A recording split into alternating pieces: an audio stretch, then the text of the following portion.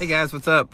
Welcome back here to today's edition of Intuitive Angling, and really appreciate you guys making some time out of your day to check the video out. I'm going to give you my one and only practice day report from here at Table Rock Lake. We got our BFL Ozark Division tournament, the first tournament of the year, starting tomorrow, and sort of going to give you a rundown how my day went today and what my plan is for the tournament tomorrow. So hopefully by the end of the tournament you guys can learn something from what I did right or wrong, depending upon how the tournament goes out. You guys learned a lot at Lake of the Ozarks, what I did wrong. So hopefully we'll turn it around here at Table Rock tomorrow there. Also, guys, before we get started here, I just wanted to remind everybody, anybody interested in booking an on-the-water lesson with me, you can do that by going to my Facebook page, Randy Blockett Professional Angler, and just shoot me a private message for details. And also, guys, I don't know if you've seen it, but Tackle Warehouse has got a big spring fishing sale going on right now. I'll put my Tackle Warehouse link in the description of this video if you guys would like to get you some tackle for this spring and help the channel out at the same time, so really appreciate that. Okay, guys, like usual, had a short practice today. I had to drop Elijah off at school this morning, and I had to take off early because he's got a little play tonight there in Springfield, so I had to get off the water early. And if you guys saw my video I did this morning, you know, I injured my back 2 days ago. I threw my back out or strained a muscle or whatever doing deadlifts in the gym. And guy, it took me like 20 minutes to launch my boat this morning by myself. I mean, I look like, if somebody looked at me, I probably looked like I was 100 years old. I was moving like a snail. So I didn't want to like hurt it. So I just took forever. And then every time I got up in and out of the seat of the boat, you know, the driver's seat, it like to freaking threw me through the roof, man. So it was okay when I was standing up, but it's like when you have to set the hook, it's like every time I had to set the hook, it like sent me through the roof, man. So it's like, hopefully it's not going to get any better by tomorrow, so I'm going to have to deal with that. I hope that the wind dies down, because it blew like a mother today. It blew like 30 miles an hour, and I do not want to have to run through that rough water with my back the way it is. So anyway, here's the deal, man. It's like, you know, if you saw the little thing I did earlier today, it's like, you know, they've been catching a lot of fish down here at Table Rock with the cheater box, of course. That's all anybody does down here anymore.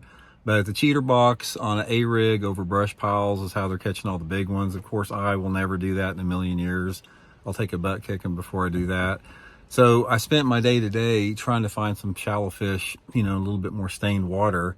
And I caught several fish. I had a limit in the time that I fished, but they weren't big ones. They were just keepers, which really surprised me, because normally when you get bit this time of year with the water temperature in the upper 40s and upper 50s, with the baits I was fishing some pretty big baits.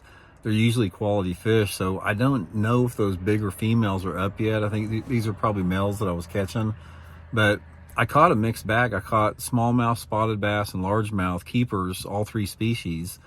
A lot of wind. Like I said, you were sort of limited on where you could fish and what you could do. Water where I was fishing, we had some rain last week. It colored the water up a little bit, but it did not put those fish as shallow as what I thought they were. I wound up catching my fish a little bit deeper than what I thought that I was going to catch them. So going into tomorrow, it's like, I got to make a decision if I want to fish the same water that I did today and, you know, try to expand on what I learned today, or just scrap it and go practicing in a different part of the lake. One of the things that I'm looking at here, it's like the weather today, it was pretty warm out. I mean, you could pretty much fish in just sweats and a you know, long sleeve shirt and be comfortable. So the water is warming up right now, big time. Sunny today, you know, got a lot of sunlight, high intensity light warming the water up. So I'm looking for the fish to make a move as we're speaking right now. So probably what I'm going to do, I'm probably going to wind up fishing the same area tomorrow that I did today. I just feel with the warming weather we have right now that those fish are coming. And maybe those fish are going away from the guys that are fishing them, you know, with the spotlighting down there. Jeez, they're spotlighting them in that deeper water. So I don't know. The thing about it, I've got to figure out a couple more baits, because I caught them pretty much today on 2 different baits, and I just felt that I wasn't dialed in to the right bait. I tried to catch them on some of the traditional stuff that I normally catch them this time of year, and I couldn't catch any on it. So I wound up catching them on Well, actually, I wound up catching them, guys, on something that it normally works a little bit better later in the year. So uh, I don't know. It's hard to really say, not having that much practice. Not I've only got to spend 5 or 6 hours on the water today, so I haven't had a chance to really fine tune anything. So anyway, it's the first week of March. There's always going to be a lot of fish caught the first week of March where you're at. We do not have a very bad shad kill here. It's nothing like Lake of the Ozarks.